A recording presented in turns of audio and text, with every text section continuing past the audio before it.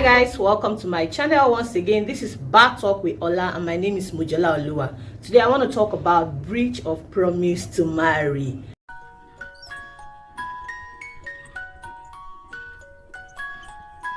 Right, breach of promise to marry. So essentially, breach of promise to marry means that there has been a promise from a party to another and from the other party to that party that they would marry each other, and then one party breaches the promise by going ahead to marry another person. So please take note that this is a common law tort under which a party can come when the other party has actually gone ahead to marry another person contrary to their mutual promise to marry each other. So this is not the usual I date you, date me, it doesn't work out, we break up kind of arrangement. No, if that were the case, so many people would be in court suing for breach of promise to marry. So it's serious. It's not just that, oh, you were seeing someone and you were still trying to see if it would work out or not, and it did not work out, and then or did not work out your own way, and then you now decide to go to court. It doesn't work that way.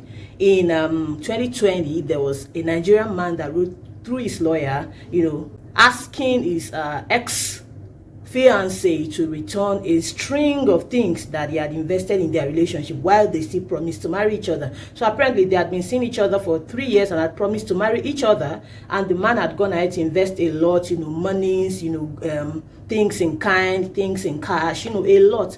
It was up to the tune of 9 million naira. Over 9 million naira when the total sum was calculated. So he wrote through his lawyer when the woman married another person, asking her to refund him all those things. So breach of promise to marry is a common law tort. It's a civil matter and you can file it, to ask the court to award damages against the breaching party and, to compel them to refund things that you had invested in the relationship in the hope of an eventual marriage. There are a few key things to note. The first thing is that the promise must have been mutual. That is, party A must have promised to marry party B and party B must have promised to marry party A back. So there must have been a mutual contract before someone can come under the common law tort of breach of promise to marry. So if there has been a mutual promise and then one party goes ahead to marry a third party, that's when the other party can come and claim and sue for breach of promise to marry. By section 197 of the Evidence Act,